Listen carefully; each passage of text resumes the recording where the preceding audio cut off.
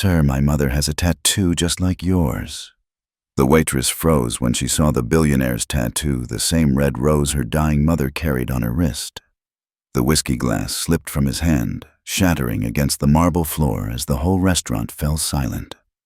For 25 years, he'd buried his past beneath money and glass towers, but that single moment cracked everything open. One glance, one sentence, and the lie that built his empire began to crumble. The man who thought he owned the city suddenly looked like he was standing in the ruins of his own guilt. If you saw a secret like that unfold in front of you, would you speak up or stay quiet? Tell me in the comments, and don't forget to subscribe for more stories that prove truth always finds its way out. Quinn Avalon wiped down the last table at Reed's table as the morning shift ended, her movements efficient despite the exhaustion weighing on her shoulders, each gesture precise from months of practice that had carved muscle memory into her bones.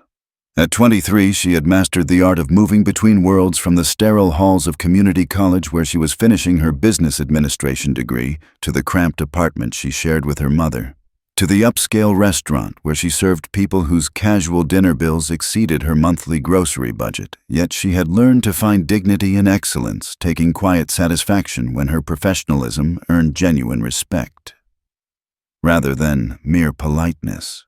Her backpack, stuffed with textbooks and a half-finished business plan for the coffee shop she dreamed of opening, sat heavy against her hip as she hurried through the downtown streets toward the cancer center.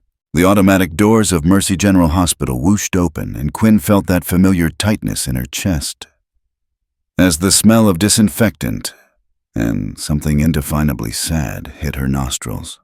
She found her mother, Vivian Avalon, sitting in the waiting room, her thin frame dwarfed by the oversized chair, her once vibrant auburn hair now covered by a soft blue scarf. Vivian looked up with tired green eyes that still held traces of the beauty that had once turned heads, and Quinn saw her mother quickly pull down the sleeve of her cardigan, hiding the faded red rose tattoo that decorated her left wrist. "You didn't have to come, sweetheart," Vivian said softly, but her relief was evident as Quinn sat beside her and took her hand. "Dr. Ashworth says today's treatment might be rough." The waiting room buzzed with muted conversations and the occasional crackle of medical equipment, a soundtrack of hope and fear that had become as familiar to Quinn as her own heartbeat. Quinn squeezed her mother's fingers, feeling the delicate bones beneath paper-thin skin, and remembered how those same hands had worked double shifts at the diner when Quinn was growing up, how they had helped her with homework, how they had held her during thunderstorms. "I'm not missing this," Quinn said firmly, though she knew it meant she'd have to text her professor about missing today's final exam again. The cost of caring for someone you love wasn't just measured in dollars, but in dreams, deferred opportunities missed, and the slow accumulation of small sacrifices that left her wondering if love was supposed to feel this much like drowning, if devotion always required choosing between your future and your heart. She remembered the afternoon last summer when Vivian had been strong enough to help her practice interview questions for a scholarship she never got to pursue. How her mother had insisted on pressing Quinn's good blouse, despite her trembling hands believing so fiercely in possibilities that Quinn couldn't bear to voice her growing fear that some doors close, not from lack of trying, but from lack of time. As they waited for Vivian's name to be called, Quinn noticed her mother tracing the outline of the hidden tattoo through her sleeve, a nervous habit that always appeared when she was lost in memories. "Tell me about the good man again," Quinn said quietly, using the phrase that had become a gentle ritual between them over the years. Vivian's face softened, and for a moment the harsh fluorescent lighting couldn't erase the ghost of the young woman she had once been. "He was kind," Vivian whispered, her eyes distant. "Strong hands, gentle heart. He promised he would always take care of us." She paused, her fingers still moving over the tattoo. "Some promises are harder to keep than others, I suppose." Quinn had heard this story countless times, always in fragments, always with crucial details missing, but she never pushed for more, sensing the pain that lived in the spaces between her mother's words. There was something about the way Vivian spoke of this mysterious figure that suggested his absence wasn't a matter of choice, but of circumstance. Though Quinn had never been able to piece together exactly what had happened or why her birth certificate listed no father. When Vivian emerged from treatment 3 hours later, pale and unsteady, Quinn helped her to the car they could barely afford to keep running and drove carefully through the city streets toward home. Their apartment building in the Riverside complex wasn't much thin walls, temperamental plumbing, and neighbors who sometimes played music too loud. But it was theirs, and the rent was manageable as long as Quinn kept working multiple jobs. The brick facade showed its age with cracked mortar and windows that didn't quite fit their frames, but Mrs. Rodriguez in 2B always had a kind word, and the mailman knew everyone's names, and there was something to be said for a place where people looked out for each other even when they didn't have much to spare. As she helped her mother up the stairs, Quinn's phone buzzed with a text from her academic advisor asking about her graduation timeline. A reminder of the parallel life she was building in stolen moments between shifts, a future that felt simultaneously within reach and impossibly distant. That evening, as Vivian rested on the couch with a cup of tea Quinn had made from the expensive herbs Dr. Ashworth recommended, Quinn sat at their small kitchen table with her laptop trying to focus on the business plan that represented her only ticket out of this existence. She had learned through necessity to be observant, to read people quickly and accurately, skills that served her well in the service industry where a customer's mood could be read in the way they held their shoulders or tapped their fingers. She had dreams of creating something beautiful, a coffee shop that would serve her community, employ people like herself who needed flexible hours and understanding bosses. A place where the barista knew your name and your story mattered regardless of your bank account. The financial projections on her screen blurred as fatigue set in, but she forced herself to review the numbers one more time, knowing that precision and preparation were the only tools she had to build something better than the hand-to-mouth existence that had defined her entire life. Her phone alarm chimed, reminding her it was time to get ready for her evening shift at Reed's Table, the upscale restaurant where she worked 3 nights a week. Quinn changed into her black uniform-pressed slacks, white button-down shirt, and comfortable shoes that could handle 8 hours of standing, and tied her dark blonde hair back in the neat ponytail that Spencer Reed, the restaurant manager, insisted upon for maintaining the establishment's sophisticated atmosphere. She checked her reflection in the bathroom mirror, noting the circles under her eyes that concealer couldn't quite hide, and reminded herself that tonight's tips would help cover next week's groceries and maybe put a little extra toward her mother's prescription costs. She kissed her mother's forehead, noting how warm it felt, and promised to bring home leftover bread from the restaurant's kitchen if any was available. The walk from Riverside Complex to the downtown restaurant district took 22 minutes, and Quinn used the time to shift mental gears from daughter and student to server, practicing the polite but not over-familiar tone that earned the best tips, reviewing the wine list in her head, preparing herself to become the version of herself that others expected, competent, pleasant, nearly invisible.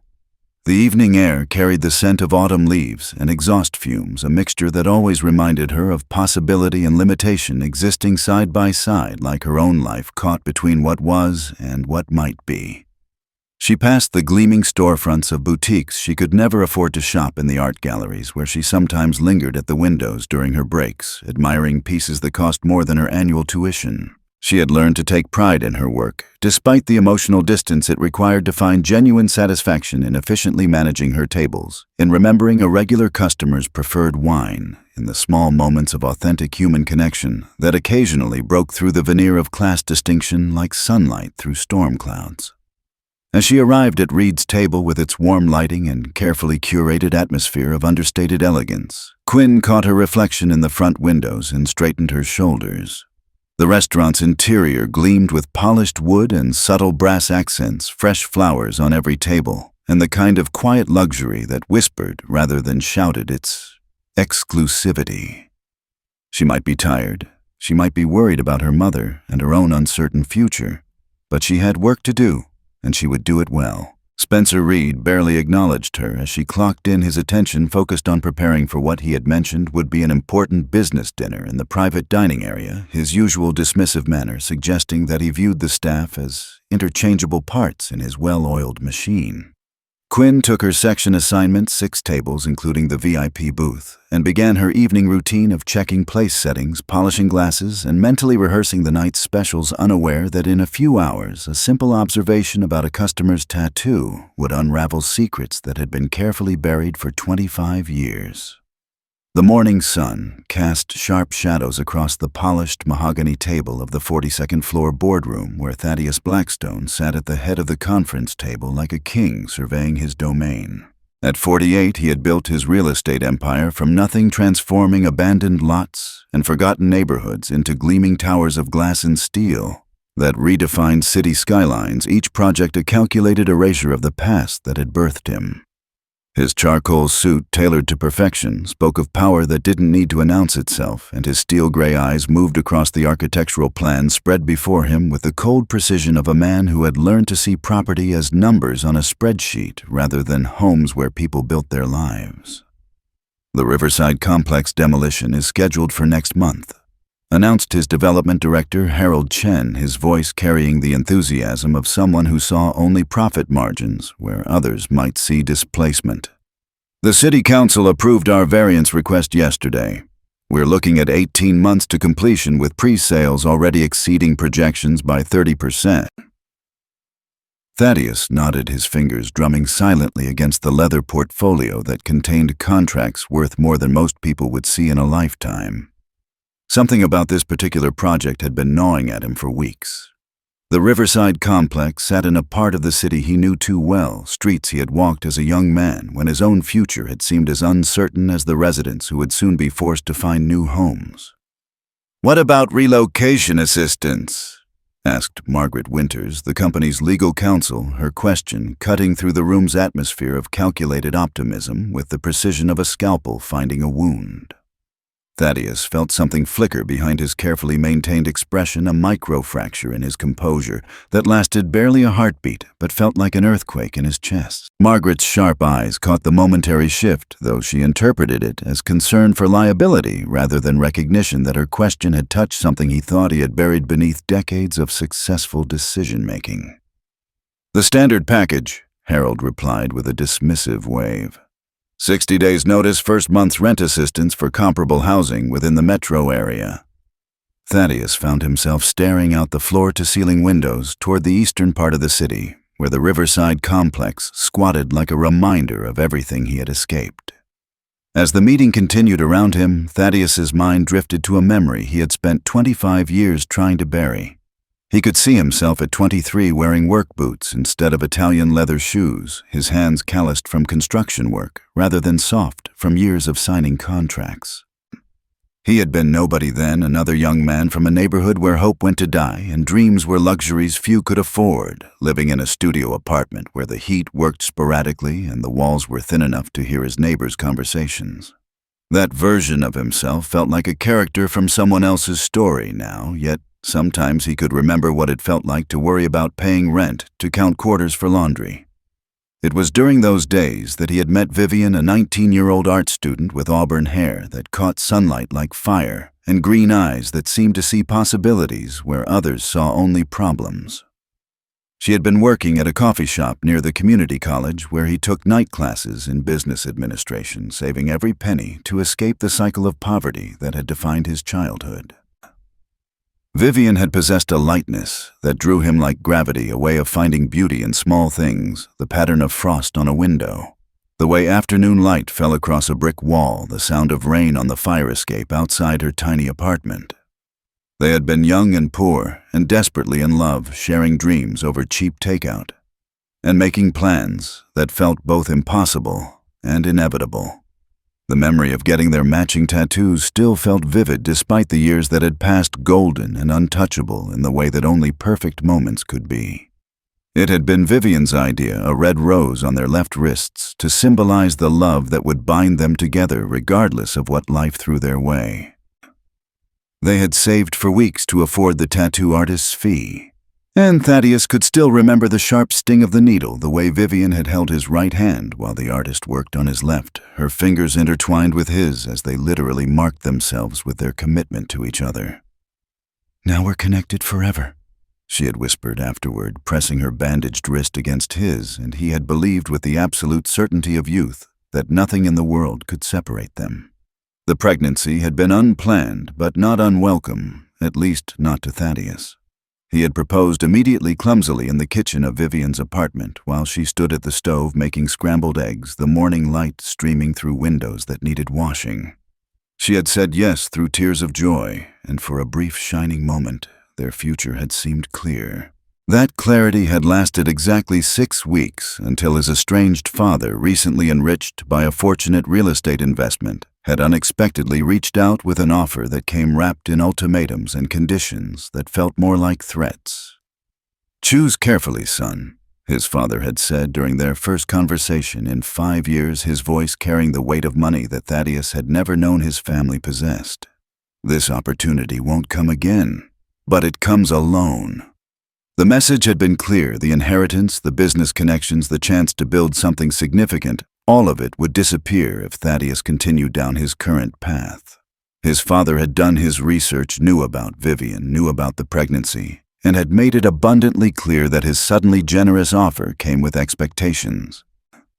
The pressure had built like water behind a dam until the morning Thaddeus had woken up next to Vivian, watched her sleep with one hand protectively covering her still flat stomach, and realized he was drowning in terror of failing them both. The actual moment of leaving had been pure panic, a coward's desperate flight from responsibility disguised as sacrifice. He had waited until Vivian left for her doctor's appointment, his hands shaking as he packed his few belongings into a duffel bag with the frantic urgency of a man fleeing a crime scene. "I'm not ready to be a father," he had finally scrawled in a letter he rewrote 17 times, the ink blurring where his sweat had fallen onto the paper. "You deserve better than what I can give you. Please don't try to find me." He had left the letter on her pillow along with every dollar he had, then had walked away from the only real love he had ever known. Now, 25 years later, sitting in a boardroom that represented everything he had gained by walking away from everything that had mattered, Thaddeus felt the familiar weight of his success pressing down on him like a burial shroud made of silk and gold. The city skyline, reflected in the window glass, looked like a prison built from his own ambition, each tower a monument to choices that had made him wealthy and empty in equal measure. He unconsciously rolled up his left sleeve and traced the faded outline of the red rose tattoo, the ink now more ghost than image. His penthouse apartment felt like a mausoleum where he had buried the man he might have been. "Sir," Harold's voice cut through his reverie, and Thaddeus realized the meeting had been waiting for his approval. The demolition timeline. Thaddeus looked again at the architectural plans, at the rendering of luxury condominiums that would replace the affordable housing where families like the one he had abandoned were probably struggling to make ends meet. "Approved," he said quietly, his voice carrying less conviction than his words. As the meeting disbanded and his staff filed out, Thaddeus remained in his chair, staring out at the city that had made him rich, and wondering if winning was always supposed to feel this much like being haunted by the ghost of who you used to be. The evening air carried the scent of expensive cologne and anticipation as Thaddeus Blackstone's black sedan pulled up to the valet stand outside Reed's table. He had chosen this restaurant specifically for tonight's dinner with Nathaniel Cross, his longtime business partner, because its understated elegance provided the perfect backdrop for celebrating the final approval of their Riverside Complex project.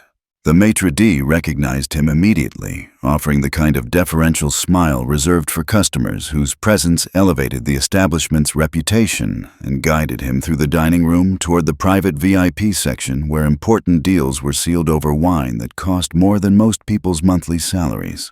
Nathaniel was already seated at their usual table, a man in his 50s, whose silver hair and confident bearing spoke of old money and older connections. "Thaddeus," he said, rising to shake hands, his grip firm and assured. "Congratulations on pushing the Riverside project through council.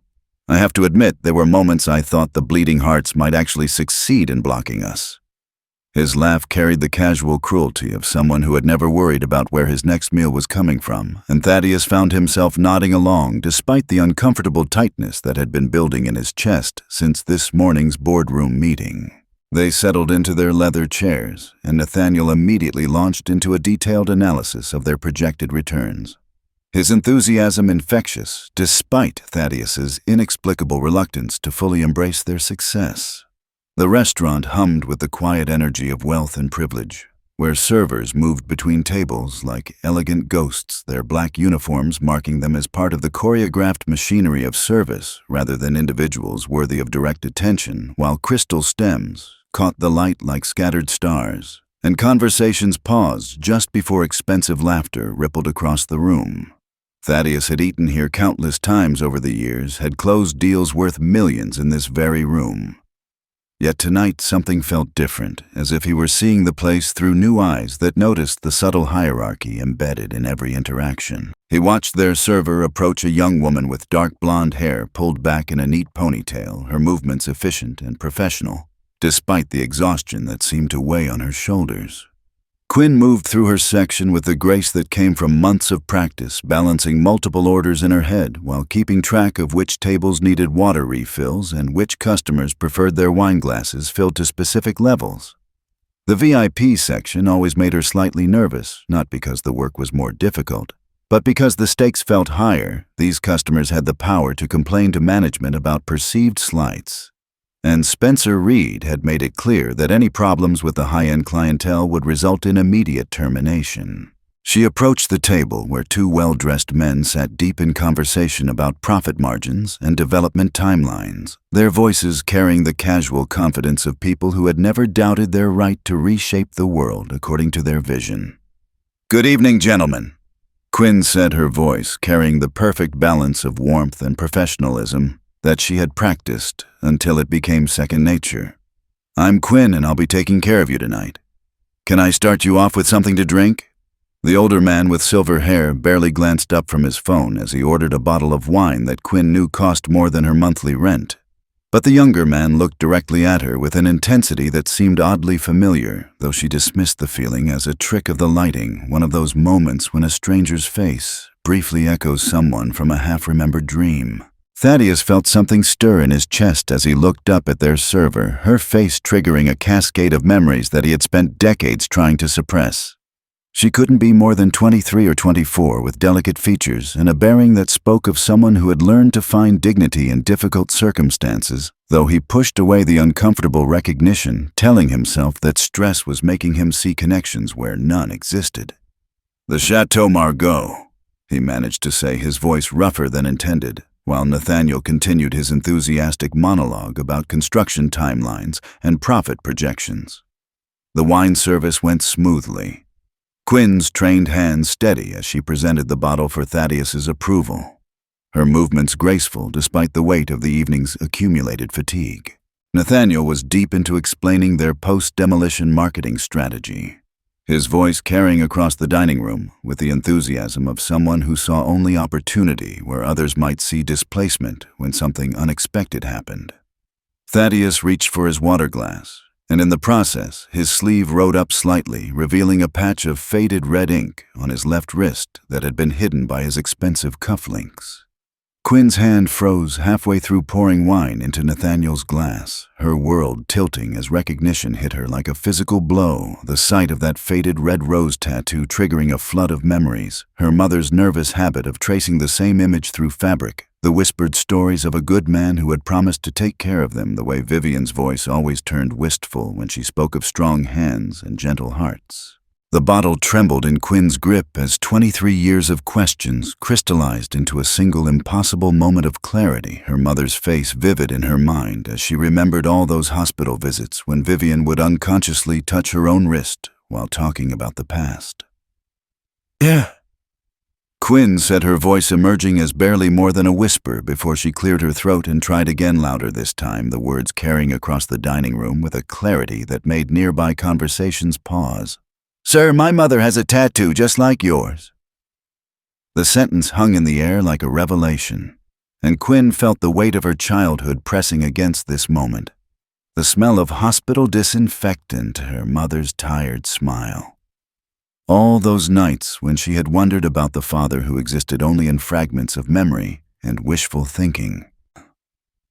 Thaddeus's face went absolutely white, his water glass slipping from nerveless fingers to shatter against the hardwood floor, the sharp sound cutting through conversations as phones subtly rose throughout the dining room and the jazz music continued its inappropriate cheerfulness. Nathaniel looked up from his phone with confused irritation, clearly annoyed that their business dinner was being interrupted by what he assumed was some kind of service industry drama. But Thaddeus couldn't tear his eyes away from Quinn's face. couldn't process anything beyond the terrible certainty that his past had finally caught up with him. "What did you say?" Thaddeus asked, his voice barely audible, though every person within 20 feet was straining to hear his response.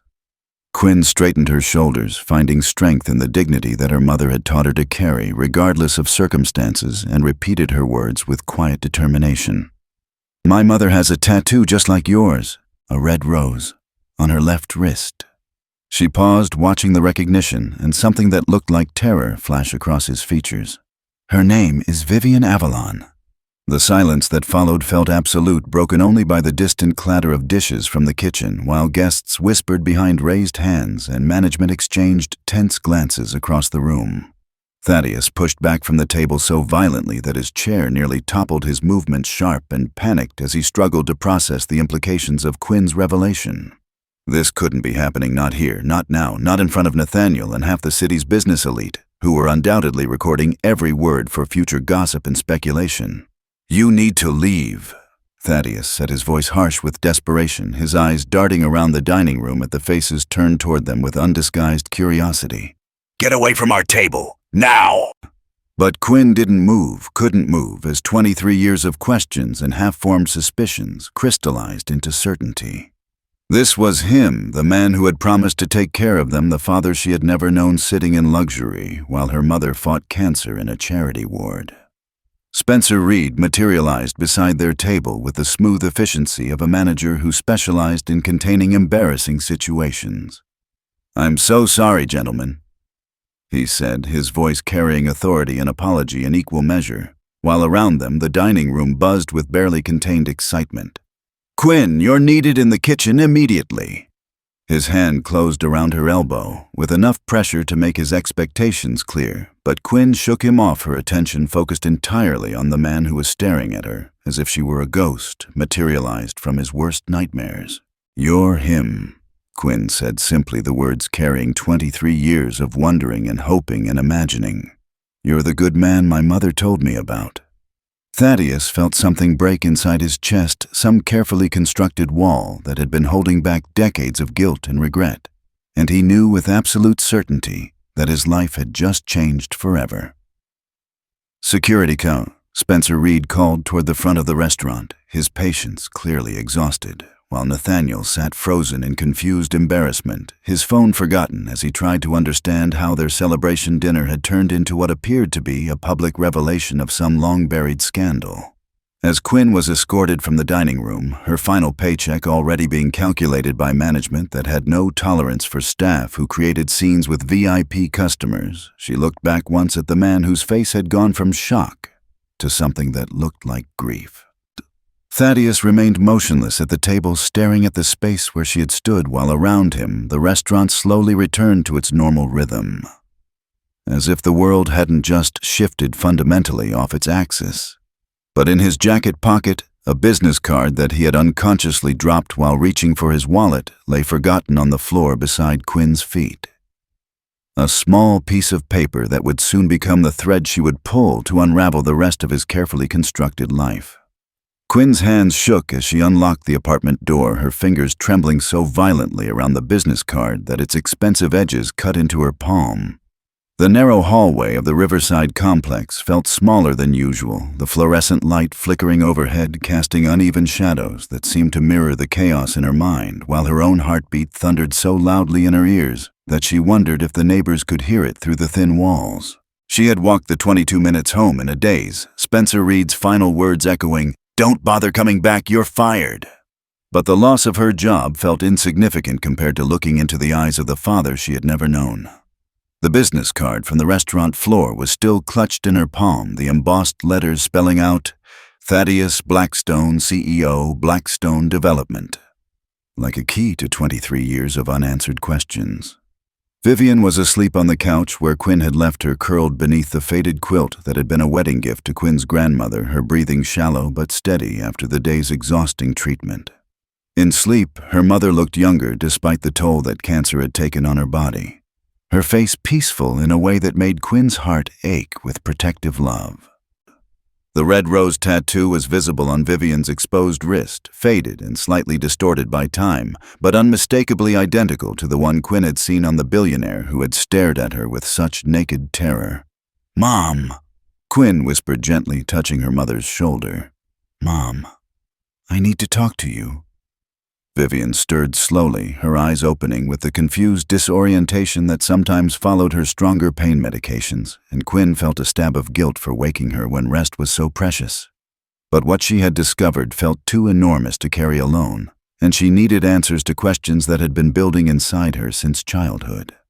"Sweetheart."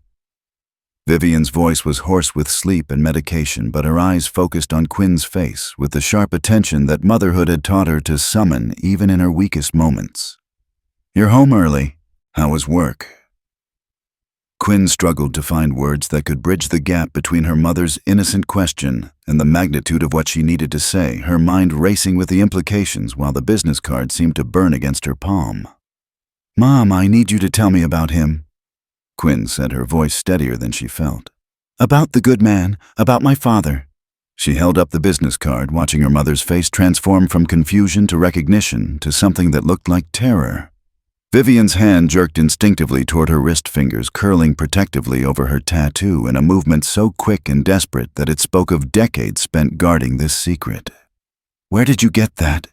Vivian whispered, her voice barely audible, and Quinn could see her mother's mind working, trying to understand how her carefully guarded secret had suddenly materialized in their living room.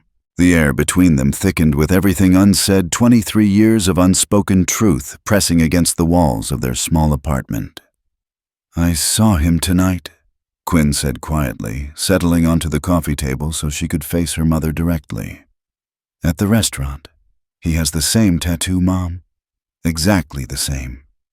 She paused, watching emotions flicker across her mother's face. "His name is Thaddeus Blackstone, and he's rich, Mom. Really rich." But Vivian's sharp intake of breath cut off Quinn's words, and she could see that her mother was crying silent tears sliding down her cheeks in a way that suggested these were tears that had been held back for decades. "Oh, Quinn," Vivian whispered, her voice breaking on her daughter's name. "I never wanted you to know. I never wanted you to carry the weight of his choices." She reached for Quinn's hands, her fingers cold and trembling. "I tried so hard to keep you from feeling rejected, from wondering why he didn't want us. I thought it was better for you to imagine him as someone who couldn't stay rather than someone who chose not to."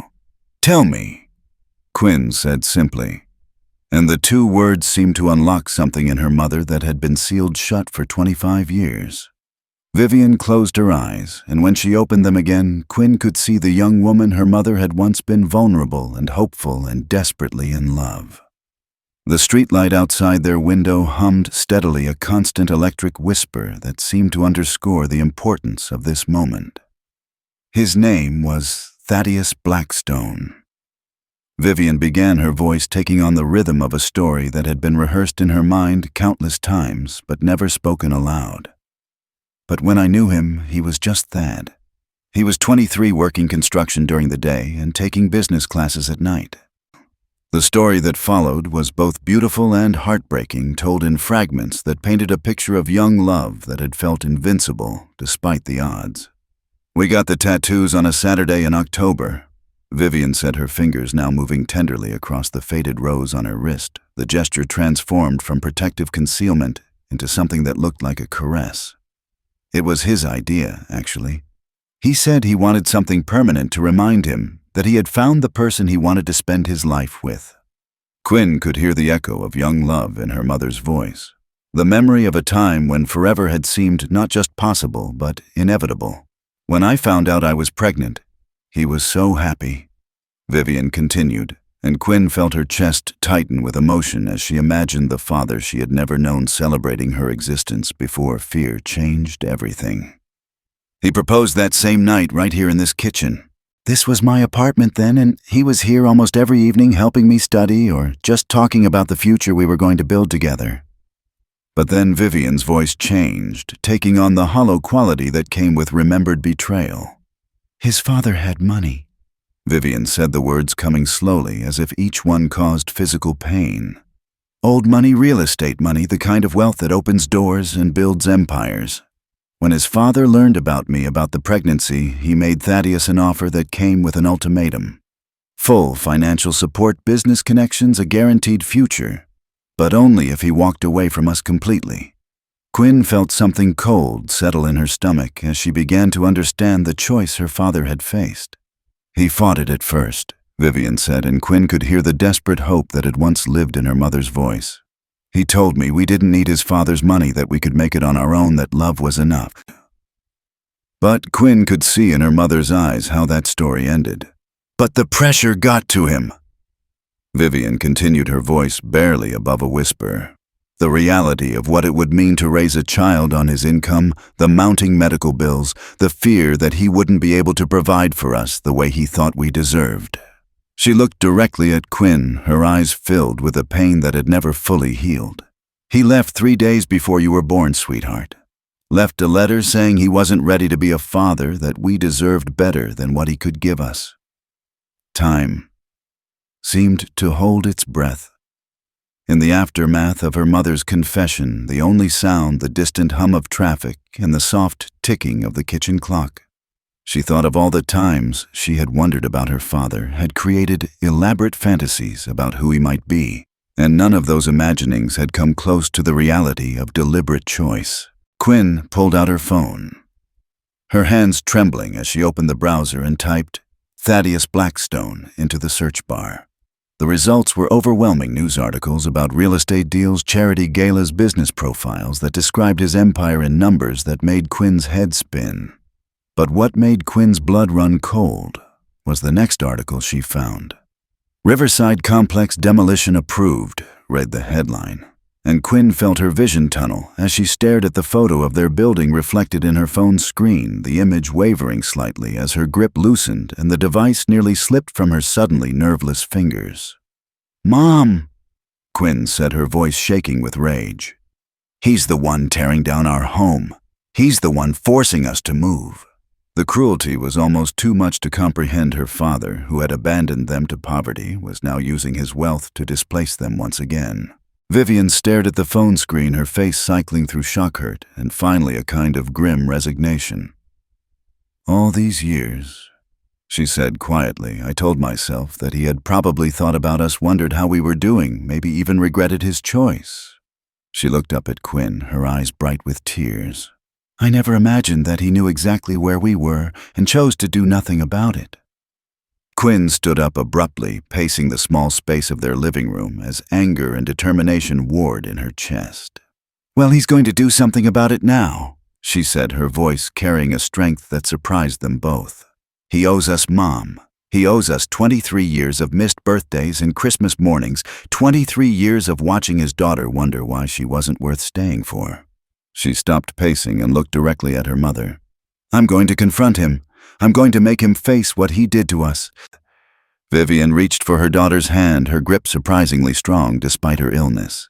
"Quinn, sweetheart, be careful. Men with that kind of power, that kind of money, they didn't get there by being sentimental about past mistakes." But even as she spoke the warning, Quinn could see something awakening in her mother's eyes, a spark of the fighter she had once been. "Maybe," Quinn said, settling back down beside her mother and taking both her hands in her own. "But he's never had to face the consequences of that choice. Tomorrow, I'm going to his office, and I'm going to make sure he understands exactly who I am and what he owes us. Not just money, Mom. An acknowledgement, an apology, an admission that we mattered enough to deserve better than a coward's letter and 25 years of silence." As they sat together in the dim light of their small apartment, Quinn felt something shifting inside her, the helpless anger of childhood transforming into the focused determination of adulthood. She had spent 23 years as the daughter of a man who didn't want her, but tomorrow she would become something far more powerful. She would become his reckoning. The glass towers of downtown stretched toward the gray morning sky, and Quinn felt smaller with each step as she approached the Blackstone development building. She had dressed carefully for this confrontation, her one good blazer over dark slacks, her hair pulled back in a neat bun that she hoped projected confidence rather than desperation. But the mirrored facade threw her reflection back at her like an accusation, multiplying her image until she seemed to fade into insignificance against the building's imposing scale. The lobby was a cathedral of marble and steel, populated by people in expensive suits who moved with the particular rhythm of those who had never questioned their right to occupy such spaces. And Quinn squared her shoulders as she approached the reception desk with its intimidating array of security monitors and professionally polished smiles.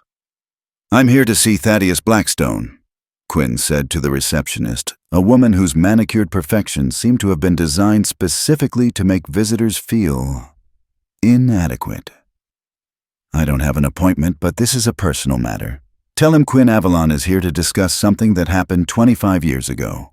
The receptionist's eyebrows rose slightly at Quinn's lack of appointment, but something in Quinn's tone, a quiet authority that had been forged in hospital waiting rooms and late-night shifts, made her reach for the phone rather than dismiss the request outright. Quinn watched the woman's face change as she relayed the message, surprise flickering across her features before she hung up and directed Quinn toward the executive elevator with a new wariness in her manner. The elevator ride to the 42nd floor felt eternal, each floor number lighting up like a countdown to a confrontation that Quinn had been unconsciously preparing for her entire life. Her reflection in the polished steel doors showed a young woman who looked older than her 23 years, and she recognized in her own face echoes of both her mother's quiet strength and something else. Something that might have come from the man she was about to face. The elevator doors opened onto a world of understated luxury that made Reed's table look modest by comparison, where abstract art hung on walls that probably cost more than Quinn's annual tuition, and she found herself guided by yet another perfectly composed assistant through hallways that felt designed to remind visitors of their place in the hierarchy of power. Thaddeus was standing with his back to the door when Quinn entered his office, staring out at the city through floor-to-ceiling windows that offered a view that literally looked down on the neighborhood where she had grown up. He didn't turn immediately when she entered, and Quinn could see the tension in his shoulders, the way he held himself as if bracing for impact. When he finally turned to face her, Quinn was struck by how much he had aged. Since the previous evening, his expensive suit couldn't quite hide the way his posture had collapsed inward, as if the weight of recognition had physically diminished him overnight. "You shouldn't have come here," Thaddeus said, his voice carrying the hollow authority of someone who was used to giving orders but had lost faith in his right to do so. "What happened last night? It was a mistake, a case of mistaken identity. You're not." But Quinn cut him off with a laugh that held no humor, pulling a manila folder from her bag and setting it on his desk with a decisive thud. "DNA test?" she said simply, watching his face go pale. "From when Mom was pregnant. She kept everything, every medical record, every piece of proof that you existed in our lives before you decided we didn't matter enough to stay." The air conditioning hummed steadily in the background, a constant whisper of expensive climate control that seemed to underscore the artificial nature of this pristine environment. Thaddeus moved slowly toward his desk, his movements careful and deliberate, like a man walking through a minefield of his own creation. He didn't open the folder immediately, but Quinn could see the recognition in his eyes, the terrible certainty that his carefully constructed life was about to crumble. "What do you want?" he asked finally, and Quinn heard in his voice the exhaustion of someone who had been running from this moment for 25 years. "I want you to look at these," Quinn said, pulling out her phone and scrolling through the photos she had taken over the years, her mother working double shifts at the diner, despite being pregnant, graduation photos where Quinn stood alone, because there was no father to pose with her, images from hospital visits, where Vivian tried to smile through the pain of treatments they could barely afford. "I want you to see what your choice cost us. I want you to understand that your decision to walk away didn't just disappear into thin air. It had consequences. Real consequences for real people who loved you and trusted you to keep your promises." Thaddeus's hands shook as he took the phone, and Quinn watched his face transform as he scrolled through the visual record of the life he had abandoned. She could see the moment when the abstract concept of "the woman and child I left behind" became the concrete reality of his daughter's entire existence. When 23 years of birthdays and Christmas mornings and school plays and hospital visits became real in a way that his guilt had never quite managed to make them. "She's beautiful," he whispered, looking at a photo of Vivian from her high school graduation. "She looks just like..." but he stopped himself, unable to finish the comparison. Just like her mother, Quinn finished for him, her voice sharp with years of suppressed anger. The woman you promised to marry. The woman you promised to take care of. The woman who spent 23 years telling me stories about a good man who had to leave us because she couldn't bear to tell me the truth about a coward who chose money over love. She took her phone back, her movements decisive. Do you know what it's like to grow up thinking your father didn't stay because he couldn't, only to find out he didn't stay because he wouldn't? The question hung between them like an accusation that couldn't be defended against, and Quinn watched Thaddeus crumble before her eyes. He sank into his chair as if his legs could no longer support him, his voice barely above a whisper when he finally spoke. I was 23. I was terrified. I had nothing to offer you, no way to provide for a family, no future that didn't involve struggling just to survive. My father offered me everything: money, connections, a guaranteed path to success, but only if I walked away from you and your mother completely.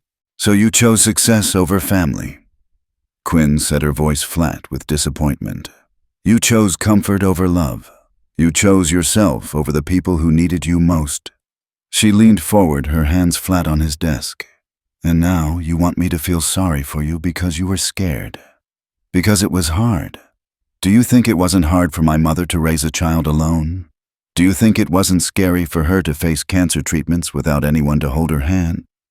Thaddeus looked up at her with eyes bright with unshed tears, and Quinn could see in his face the ghost of the young man her mother had loved.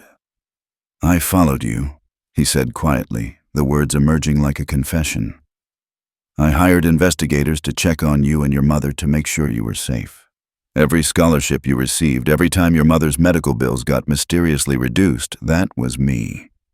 I tried to help without interfering, tried to provide without intruding. Quinn stared at him, her mind reeling as she processed this revelation. You knew, she said, her voice rising with incredulous anger as she began to pace the length of his office. You knew where we were. You knew we were struggling. You knew my mother was sick, and you still chose to stay away. You reduced our lives to anonymous charity cases rather than taking responsibility for your choices. You turned our entire existence into some kind of guilt management system, where you could feel better about abandoning us by throwing money at our problems from a safe distance. She stopped pacing and whirled to face him. And the Riverside complex? Was that part of your anonymous help too? Forcing us out of our home, so you could build luxury condominiums on top of our memories. The expensive clock on his desk ticked steadily, marking seconds that felt like hours, as Quinn waited for him to explain the inexplicable cruelty of destroying the only stable home she had ever known. When Thaddeus finally spoke, his voice was so quiet she had to strain to hear him. I thought if I forced you to move, you'd have to find somewhere better, somewhere safer, somewhere that didn't remind me every day of what I'd done.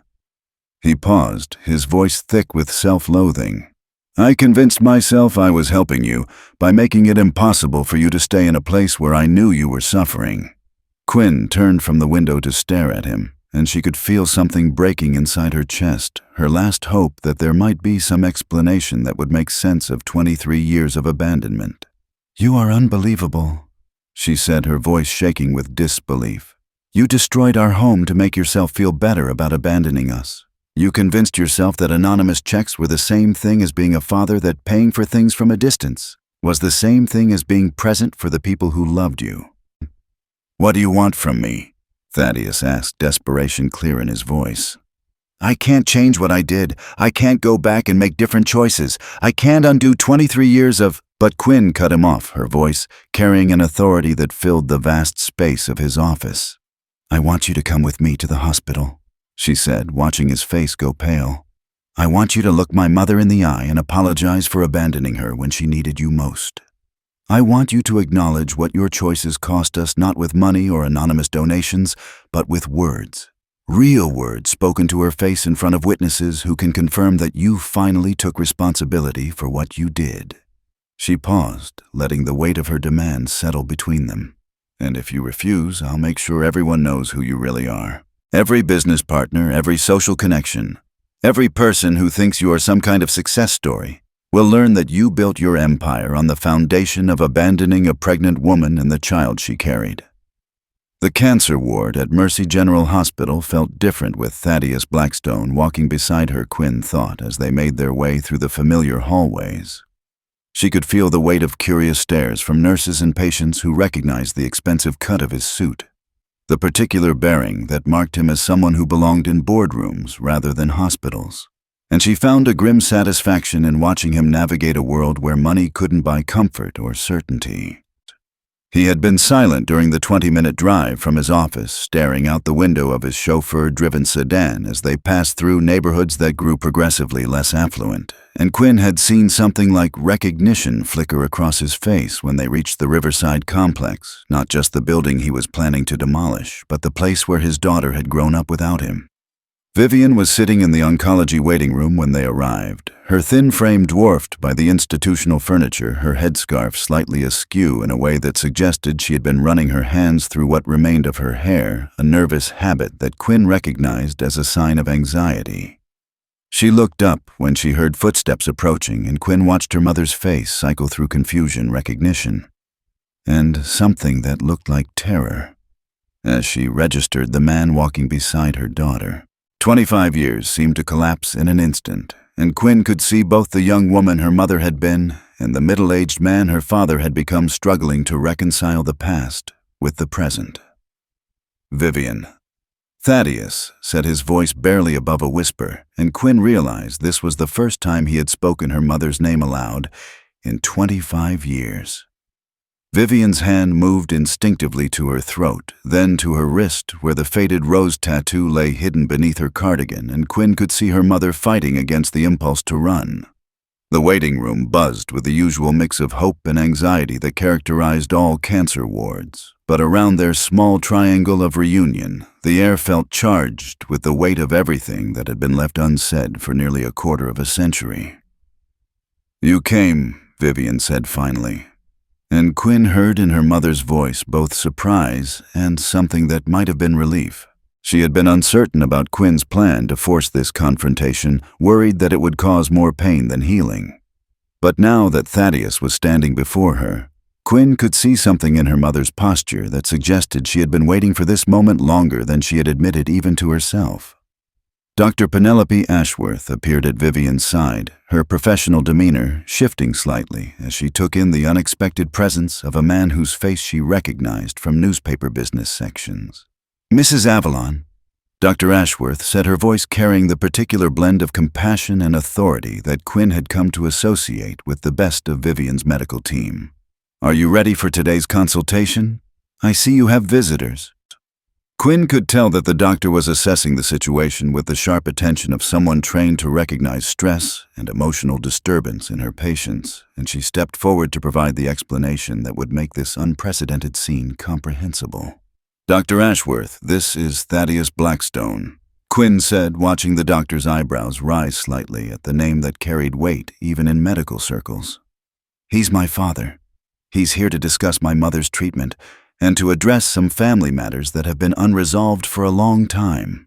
The formal introduction felt surreal, like introducing characters from different stories who had never been meant to inhabit the same narrative, but Quinn could see understanding dawn in Dr. Ashworth's face.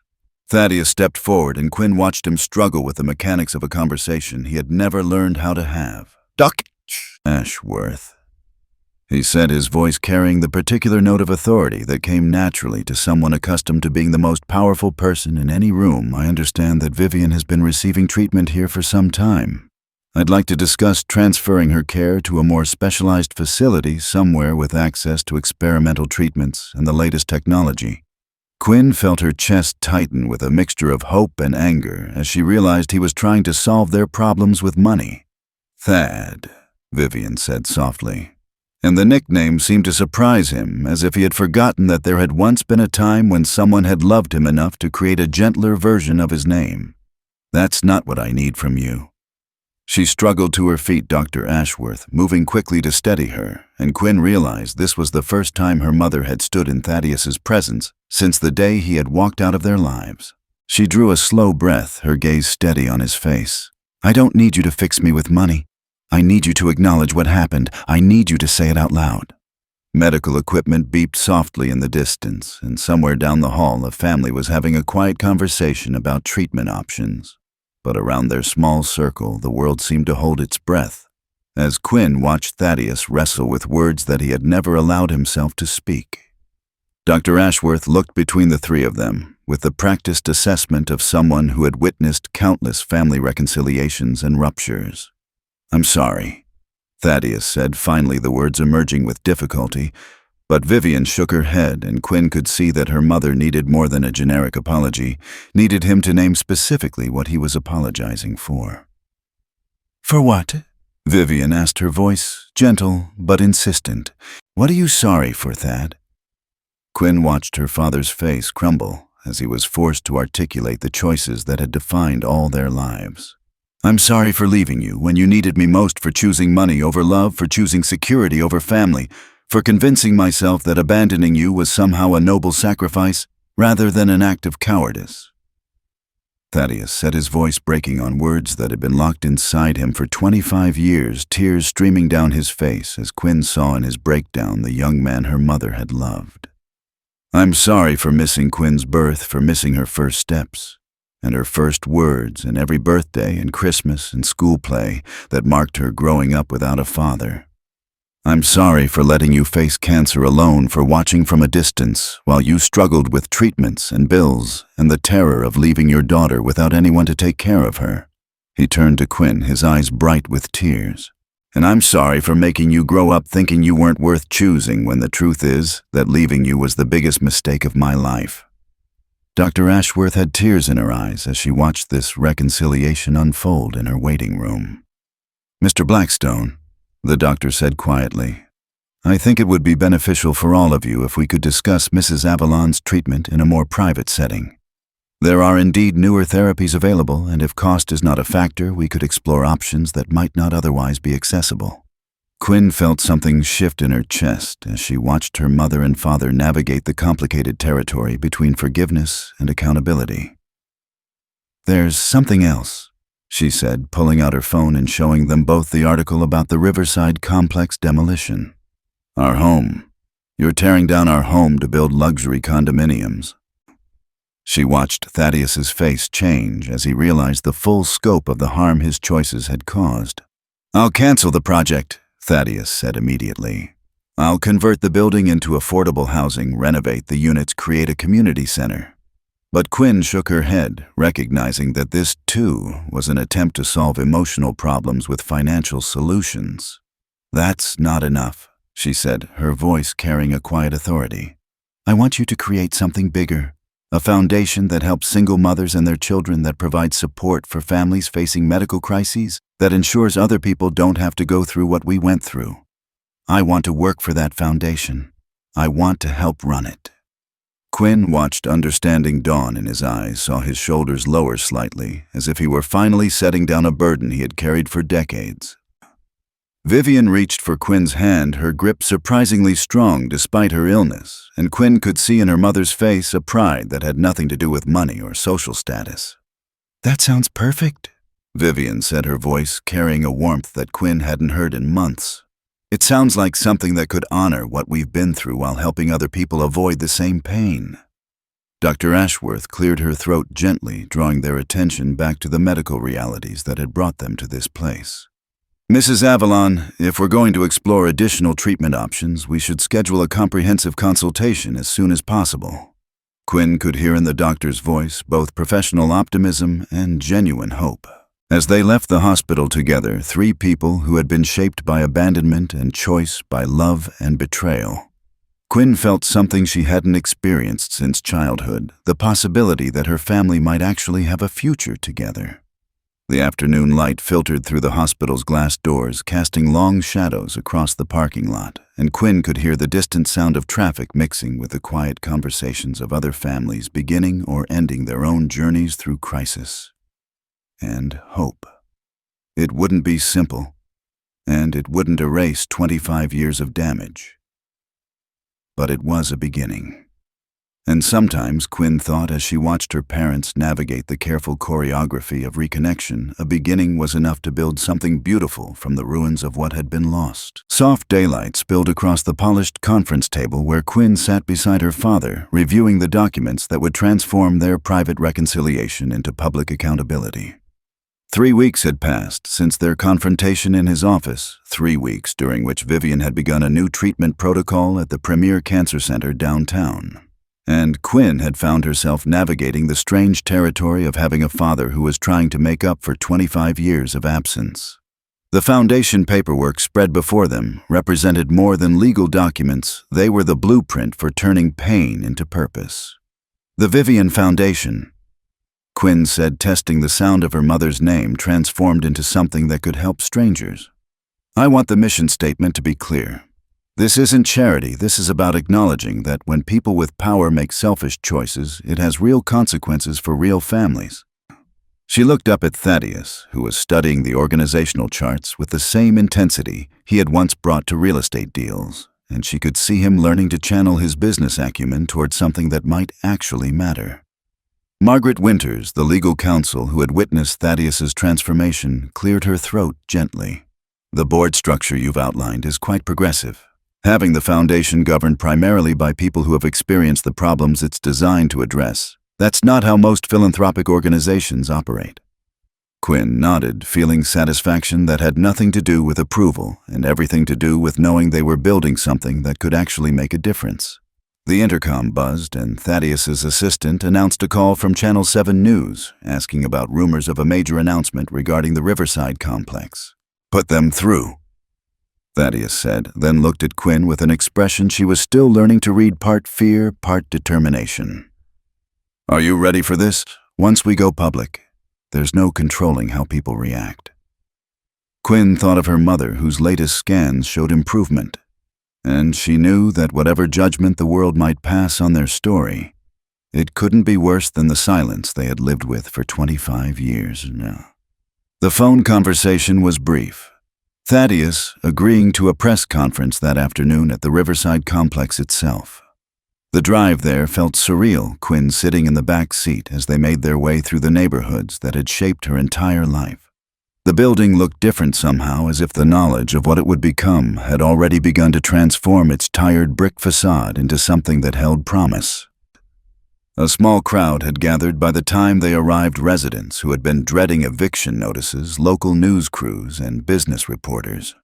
Spencer Reed was there too. Quinn noticed with surprise, standing apart from the crowd with an expression that suggested he was still processing the revelation that his former employee was the daughter of one of the city's most powerful developers. Vivian arrived in a taxi, her headscarf replaced by a soft knit hat that complemented the improved color in her cheeks, and Quinn felt her heart lift at the sight of her mother, moving with more energy than she had shown in months. The new treatment was working, giving them something they had almost stopped believing in time. Ladies and gentlemen, Thaddeus began, his voice carrying easily across the crowd. 3 weeks ago, I thought I was here to announce the demolition of this building. Today, I'm here to tell you a story that I should have told 25 years ago. The crowd settled into stillness, phones being raised to record what everyone sensed was about to become more than a typical development announcement. 25 years ago, I made the worst decision of my life. I abandoned the woman I loved and the child she was carrying because I was offered wealth and success, in exchange for walking away from my responsibilities. I told myself it was a sacrifice. But the truth is that I was a coward who chose money over love. Quinn watched the crowd's reaction, saw people leaning forward as they understood that this wasn't a typical press conference, but something closer to a public confession. The woman I abandoned was Vivian Avalon, Thaddeus said, gesturing toward where Vivian stood with tears streaming down her face. And the child I never knew was my daughter Quinn, who grew up in this building, who worked 3 jobs to put herself through college and take care of her mother. Spencer Reed's face had gone white as he processed the implications, connecting the dots between the waitress he had fired and the billionaire now acknowledging her as his daughter. Quinn stepped forward, then moving to stand beside her father. My name is Quinn Avalon, she said, her voice carrying clearly across the courtyard. And until 3 weeks ago, I didn't know my father's name. I grew up thinking he had left because he couldn't stay, and I spent my entire childhood wondering what was wrong with me, that I wasn't worth choosing. The crowd had grown larger as word of the unusual press conference spread through the neighborhood, and Quinn could see faces she recognized from the grocery store, from the laundromat, from the bus stop. These were her people, the community that had surrounded her entire life. But I learned something important during those years, Quinn continued. I learned that your worth isn't determined by other people's choices. I learned that dignity comes from how you treat yourself and others, not from how others treat you. Vivian moved closer to the podium, gathering courage for something she had never done before. I want you all to know, she said, her voice quiet but clear, that I don't regret keeping Quinn or raising her alone. She has been the greatest joy of my life. But single mothers shouldn't have to choose between their dreams and their children's welfare, and families facing medical crises shouldn't have to choose between treatment and financial survival. The Vivian Foundation, Thaddeus announced, will be headquartered right here in the renovated Riverside complex. We're going to transform this building into a community resource center that provides support for single-parent families, emergency assistance for medical crises, educational scholarships, and child care for parents trying to improve their situations. But most importantly, Quinn added, this foundation will be run by people who understand these problems from personal experience. I'll be serving as the executive director, and our board will be composed primarily of single mothers, former foster children, people who have faced medical bankruptcy. We're interested in justice that changes the conditions that create inequality in the first place. When Spencer Reed approached her after the press conference, she could see in his face the particular combination of embarrassment and calculation that came with realizing he had badly misjudged a situation. Quinn, he said, Reed's table would be honored to have you back. We're opening a new location downtown, and I think you'd be perfect for a management position. Quinn looked at him with clear eyes. Thank you, Spencer, she said, her voice carrying politeness that served as both courtesy and dismissal. But I already have a job. I'm building something that actually matters. 8 months later, Quinn stood in the main hall of the Vivian Community Center, watching families move through the renovated space that had once been the tired lobby of the Riverside complex. The new windows glowed with early light, and the sound of children's laughter drifted from the daycare center where working parents could leave their kids while they attended classes. Vivian emerged from the computer lab, where she had been teaching a digital literacy class to seniors, her color healthier than it had been in years. The experimental therapy had worked better than anyone had dared to hope, and while doctors didn't use the word cured lightly, the latest scans showed no evidence of disease. How's the setup coming for tonight? Vivian asked, surveying the hall where Quinn and volunteers were arranging chairs for the foundation's first annual fundraising gala. The evening would feature testimonials from scholarship recipients, single mothers who had started businesses with microloans, families who had avoided medical bankruptcy. Thaddeus was working with the audio technician, his transformation visible in small gestures, adjusting microphone stands, shaking hands with volunteers rather than grand declarations.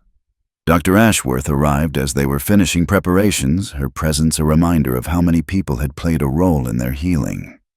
The evening exceeded Quinn's expectations, filled with stories that demonstrated real justice rather than charity. But the moment that brought tears to Quinn's eyes came when Thaddeus took the stage for closing remarks. You might remember when I stood in this courtyard 8 months ago, he began, and told you about abandoning my family, choosing wealth over love. What I've learned since then is that love isn't something you feel, it's something you do. It's about showing up consistently, proving through your actions that you understand what commitment actually means. As the evening wound down, Quinn found herself standing with her parents looking up at the framed photograph mounted beside the entrance. It showed the three of them on the day they had signed the foundation papers, surrounded by dozens of smaller frames containing pictures from families whose lives had been touched by their work. Do you ever regret it? Vivian asked quietly. Do you ever wish you had just written a check and walked away? Thaddeus was quiet for a long moment. I regret 25 years of absence. Every birthday I missed, every time you were scared and I wasn't there. But I don't regret this. I don't regret learning what it means to be a father, even if I'm learning it 25 years too late. Quinn looked around the space that had been transformed from institutional housing into something that felt like home for dozens of families. The red rose tattoos that she and her parents carried had been transformed from symbols of abandonment into reminders of love that had survived despite everything. As they turned off the lights, Quinn felt the satisfaction that comes not from having achieved something, but from having begun something that would continue long after she was gone. Something that would ensure other young women wouldn't have to grow up wondering why they weren't worth choosing. If this story touched your heart, share it with someone who still believes in second chances. Because sometimes the most powerful act of love is simply showing up.